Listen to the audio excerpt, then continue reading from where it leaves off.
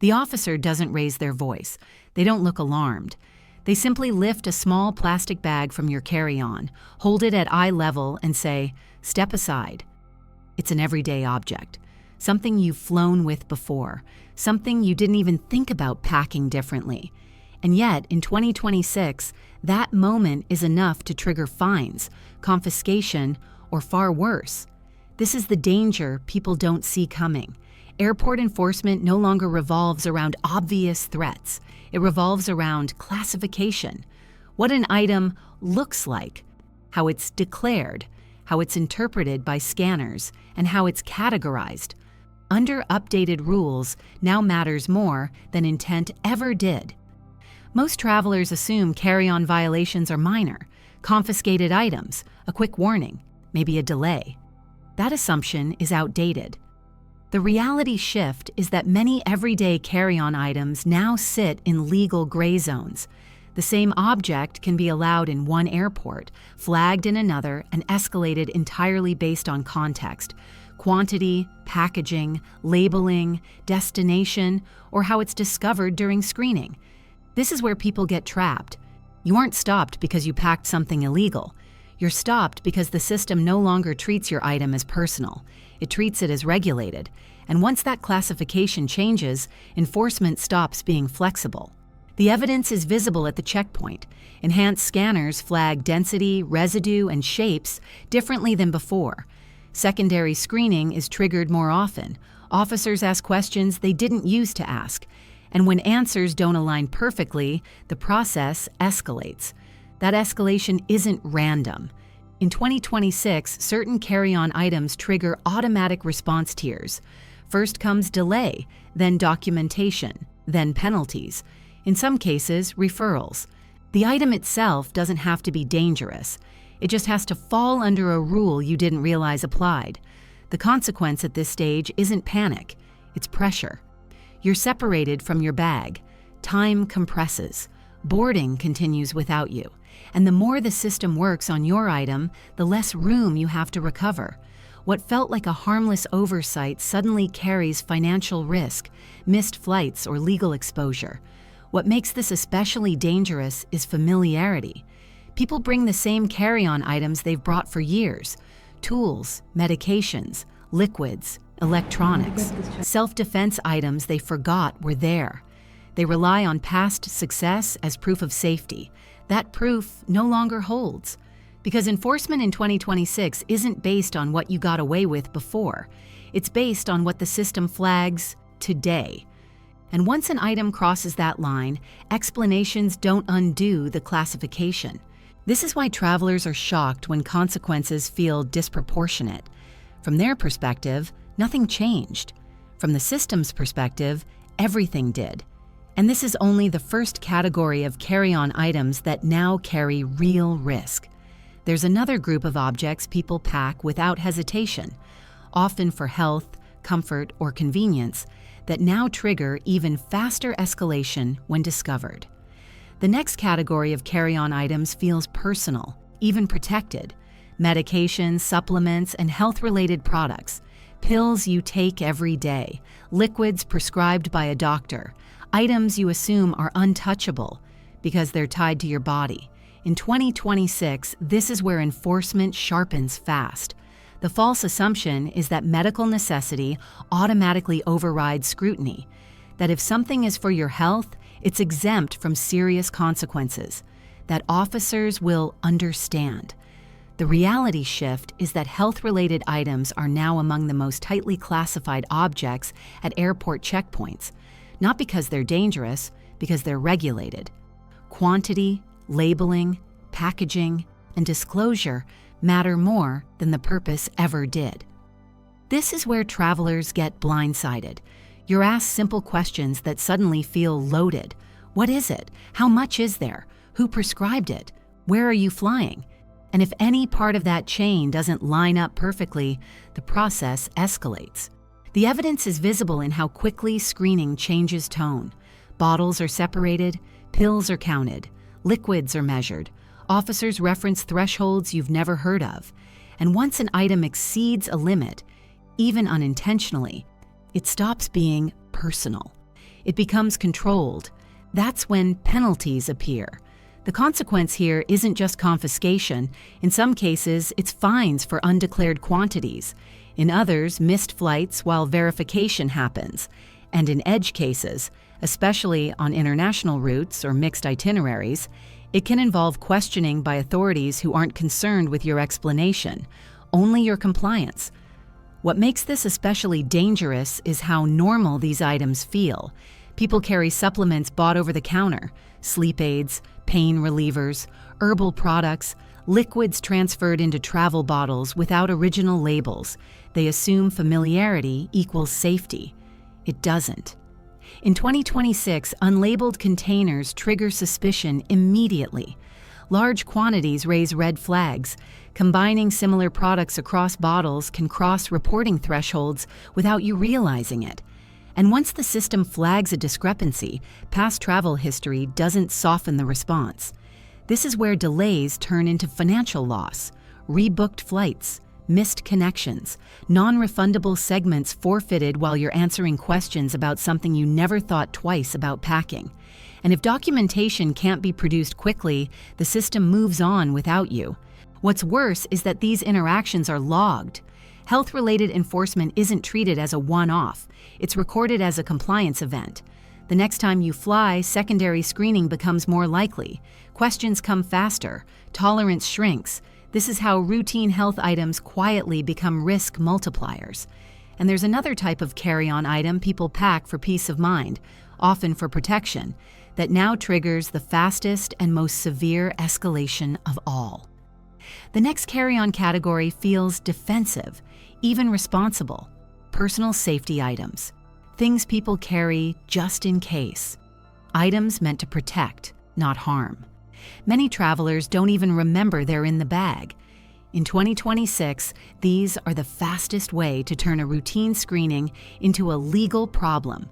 The false assumption is that small self-defense items are minor. Keychain tools, compact sprays, tactical pens, everyday objects marketed as harmless because they're discreet or dual purpose. People assume size and intent determine legality. They don't. The reality shift is that personal safety items are now classified by potential use, not by how you describe them. If an object can be used to incapacitate, injure, or restrain, it falls under enforcement rules that leave very little room for explanation. This is where travelers freeze. The item is discovered during secondary screening. An officer removes it calmly, places it on the table, and asks if you're aware it's prohibited. There's no accusation, just a procedural question. And the moment you answer incorrectly, the situation escalates. The evidence is visible in how quickly authority changes hands. What begins with TSA can move to airport police without warning. Documentation starts. Photos are taken, statements are recorded.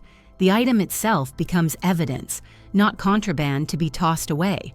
That's when consequences shift categories. The consequence here isn't just confiscation. It can be fines for possession, missed flights while reports are filed, in some jurisdictions, temporary detention. On international or mixed itineraries, it can involve questioning that delays travel far beyond the checkpoint. What makes this especially dangerous is forgetfulness. People leave items in bags after gym visits, late nights, or commutes. They don't pack them intentionally for flights. They rely on past success. I've flown with this before, as proof of safety. That proof no longer applies. In 2026, enforcement isn't discretionary. It's standardized. Once an item meets the definition, officers follow protocol. Your explanation doesn't undo the classification. This is why travelers are shocked when the response feels extreme. From their perspective, it's a keychain. From the system's perspective, it's a controlled object discovered in a restricted area, and the system responds accordingly. These incidents are also logged differently. Personal safety violations are flagged as security events, not packing errors. That distinction matters. It affects how often you're screened later, how quickly secondary checks are triggered, how much patience you're given the next time something doesn't align perfectly. This is how one forgotten item changes future travel. And there's still another category of carry-on item people assume is safe because it's digital. something that doesn't look like an object at all, yet triggers consequences that reach far beyond the checkpoint. The next category doesn't look dangerous at all because it isn't physical in the way people expect. It's digital, clean, invisible. Something you assume can't possibly cause trouble because it lives on your phone. That assumption is one of the most expensive mistakes travelers make in 2026. The false belief is that digital items are exempt from scrutiny. Files, apps, devices, stored content. People assume that if it's not sharp, liquid, or chemical, it's irrelevant to airport enforcement. The reality shift is that digital carry-on items are now treated as access points, not possessions. Phones, tablets, laptops, external drives, and even smart accessories are evaluated based on what they can contain, transmit, or unlock, not just what they are. This is where travelers lose control without realizing it. Your device is flagged during screening, not because it's illegal, but because it requires verification. You're asked to power it on, to unlock it, to demonstrate functionality. And the moment that process fails, dead battery, damaged screen, forgotten passcode, the situation escalates. The evidence is visible in how quickly authority expands. What starts with a screening officer becomes a compliance interaction. You're told the device must be verified. If it can't be, it's treated as unresolved. And unresolved digital items are not waved through. The consequence here isn't always confiscation. Often, it's delay under pressure. You're separated from your belongings while boarding continues. Flights don't wait for devices to be charged or accounts to be recovered. If verification can't be completed in time, you face rebooking, missed connections, in some cases refusal to carry the device on board at all. What makes this especially dangerous is confidence. People trust their phones more than physical documents, boarding passes, IDS wallets. They assume digital equals advanced, and advanced equals accepted. That's not how enforcement works. In 2026, digital convenience stops at the point of liability. If a device can't be verified instantly, the system doesn't pause. It reverts to caution, and caution means restriction. This trap widens on international routes and mixed itineraries, devices subject to additional inspection thresholds, files that trigger questions, equipment used for work flagged for export controls people didn't know existed. From the traveler's perspective, it feels sudden and unfair. From the system's perspective, it's procedural. And like other compliance events, these interactions don't disappear. Digital verification issues are logged as access problems, not failures, risks. The next time you travel, your profile is more likely to trigger secondary screening. Requests to power on devices come sooner. Patience shrinks. This is how modern travel punishes reliance. Because the more you depend on digital systems, the less tolerance there is when they don't behave perfectly. And there's still one final category of carry-on risk that ties all of this together. The one people never suspect because it isn't a thing at all. The last carry-on risk isn't something you pack, it's something you assume doesn't count. It's combinations. In 2026, enforcement no longer looks at items in isolation. It evaluates how things interact. Quantity plus packaging. Device plus file access. Medication plus destination. One item may be allowed, two together may not be. This is where experienced travelers get caught. You followed every rule individually. Each item passed inspection on its own. But together, they cross a threshold you never see. And when that threshold is crossed, the system doesn't negotiate. The evidence is visible when officers stop asking about objects and start asking about intent. Why do you have this many? Why are they packaged this way? Why are these together in one bag? The tone shifts because the classification has changed. That's when consequences stack. A delay becomes a missed flight. A missed flight becomes a rebooking fee. A rebooking becomes scrutiny on the next trip. No single moment feels extreme. The chain does. This is why people feel blindsided. They didn't violate a rule. They triggered one.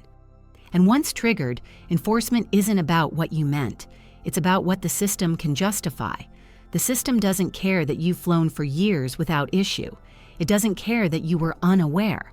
It only cares that today's configuration meets today's criteria. That's the mistake most travelers make.